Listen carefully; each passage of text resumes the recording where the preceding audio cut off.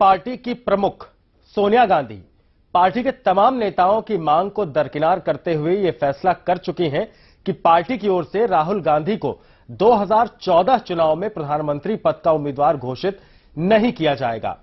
अब पार्टी कार्य समिति की बैठक इस संबंध में कुछ नेताओं ने मांग उठाई थी। राहुल गांधी को कांग्रेस पार्टी प्रधानमंत्री पद का उम्मीदवार नहीं बनाने जा रही है।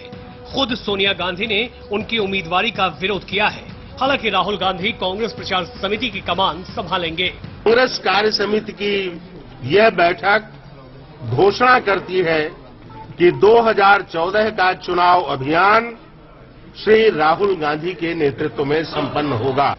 कांग्रेस वर्किंग कमेटी के सदस्य चाहते थे कि राहुल गांधी का नाम पीएम पद के उम्मीदवार के तौर पर आगे किया जाए, लेकिन कांग्रेस अध्यक्ष सोनिया गांधी ने साफ किया कि प्रधानमंत्री पद की घोषणा की परंपरा कांग्रेस में नहीं है। राहुल गांधी ही कांग्रेस के भविष्य के नेता हैं और ये जो पंक्ति है ये उसी क्रम में है, इससे अधिक हमें कुछ नहीं कहना। पार्टी प्रवक्ता जनार्दन द्विवेदी ने साफ कर दिया है कि बेशक उनके नाम की घोषणा न की गई हो, लेकिन इससे राहुल के पद पर कोई फर्क नहीं पड़ता। सोनिया गांधी कांग्रेस अध्यक्ष थी, चुनाव हुआ 2004 का, उनके नाम पर चुनाव लड़ा गया था। ये और बात है कि उन्होंने प्रधानमंत्री का पद स्वीकार नहीं किया, इसलिए कांग्रेस में ये समस्या नहीं है। जिनके यहाँ ये समस्या हो कि नेता कौन होगा, जहाँ प्रतियोगिता हो, जहाँ प्रतिद्वंद्विता हो, जहाँ पर एक दूसरे के प्रति द्वेष हो, जहाँ विवाद हो, वो लोग चिंता करें, कांग्रेस की चिंता करें। हालांकि विरोधी साफ मानते हैं कि कांग्रेस गांधी परिवार के घर की पार्टी है। वो जब चाहें कोई पद ले लें, उसकी घोषणा अभी करें या चुनाव बाद, इससे परिवारवाद पर चलने वाली पार्टी पर क्या फर्क पड़ता है। वो जो चाहे बनने चाहे, उनके घर की पार्टी है, ये परिवार की पार्टी है। परिवार की पार्टी में जो भी पद लेना चाहे लें, जो न लेना चाहे न लें। ये तो केवल जनता को भ्रमित करने की बात है। घर की पार्टी में चाहे जब जो चाहे पद ले लें।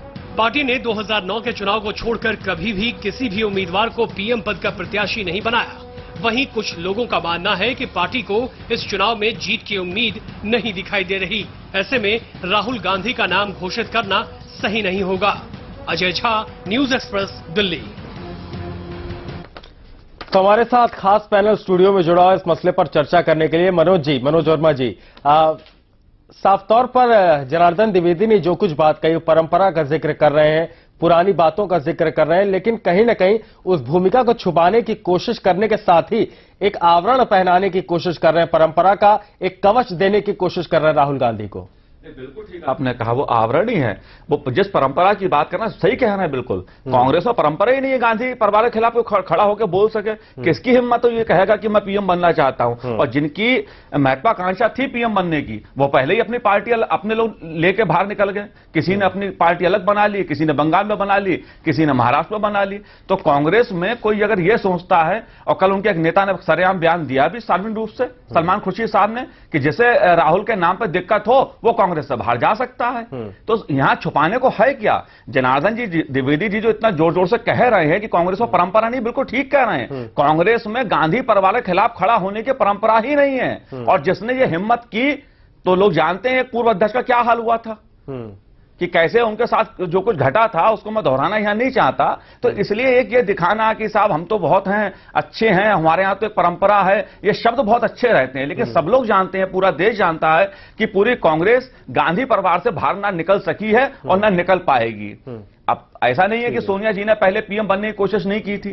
ये सब बातें एक इतिहास में हैं, जैसे लोग जानते हैं। और इतिहास ऐसा भी नहीं होता कि लोग भूल जाते हैं। देर सवेर वो सब चीज सामने आती हैं, याददाश्त में लौटती हैं कि किसने क्या क्या किया गांधी परिवार ने। तो मेरा मानना यह है कि जनार्दन द्विवेदी जी जो कह रहे हैं वो एक बचाव का, एक आवरण पहनाने की कोशिश है। वो ये लेके कि साहब हमारा तो प्रधानमंत्री का उम्मीदवार नहीं करेंगे, पार्टी तय करेगी। भाई व्यक्तिवादी राजनीति पर राहुल गांधी कह रहे हैं कि व्यक्तिवादी राजनीति नहीं होना चाहिए, लेकिन जिस तरह से कांग्रेस की आप 60 साल की राजनीति देख ली आजादी के बाद से, सिर्फ ही एक परिवार पर केंद्रित रही है। उस परिवार का व्यक्ति अगर आज ये बात कहता है कि व्यक्तिवादी राजनीति नहीं होनी चाहिए, तो मुझे लगता है कि कहीं ना कहीं एक धोखा देने वाली लोगों को बात है, एक भ्रम भ्रम फैलाने वाली बात है। मनोज जी भी हमारे साथ जुड़े हैं। मनोहर जी, स्वागत है आपका न्यूज एक्सप्रेस में।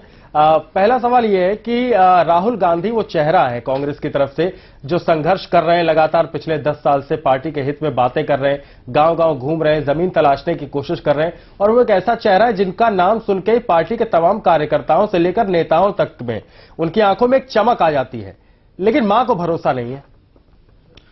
बात सही है, राजनीतिक परिस्थितियां भी भिन्न हैं। जो हमारी जो कॉम्पिटिटिव पॉलिटिक्स है अब उसका स्वरूप बदला है। पहले भारत जो है एक पार्टी एक परिवार के रूल में करीब करीब मोस्ट ऑफ द टाइम जो है आजाद भारत का हिस्सा वो उनके नेतृत्व में गया है। आज कॉम्पिटिटिव पॉलिटिक्स ज्यादा प्रबल हो गई है। आपके पास एक तरह से बाईपोलर एक फोर्स के रूप में भारतीय जनता पार्टी का उदय हो चुका है। अब एक तीसरी पार्टी भी कहीं ना कहीं चर्चा में आ रही है। तो ये एक जो कॉम्पिटिटिव पॉलिटिक्स है और इन पार्टियों के जो नेतृत्व का जो सवाल है उस हिसाब से अब सारी चीजें कंपैरिजन में आने लगी हैं। लेकिन मैं एक बात कहूंगा, जो गांधी नेहरू परिवार का नेतृत्व जो कांग्रेस की एक जो उसका एक ट्रेडमार्क है, अब यह एक बात कोई नई नहीं रह गई है। ये कॉन्टेक्स्ट सब कोई जानते हैं। लेकिन यह भी सही है जिस तरीके से राजीव गांधी की समय हत्या हुई और उसके बाद जो नेहरू कांग्रेस परिवार की जो परिस्थितियां थी, इसमें उन्होंने नरसिंह राव को प्रधानमंत्री रखा और बाद में सोनिया जो है एक तरह से एक्टिव पॉलिटिक्स में आई। फिर विदेशी मूल का मुद्दा आया। फिर यह हुआ कि उनके बेटे और बेटी में किसको राजनीतिक वारिस बनाया जाए। प्रियंका कहीं ज्यादा एग्रेसिव थी सोनिया और इंदिरा गांधी की तरह, लेकिन राहुल गांधी का व्यक्तित्व कहीं न कहीं एक सोबराइटी लिए हुए राजीव गांधी को प्रतिनिधित्व करता था।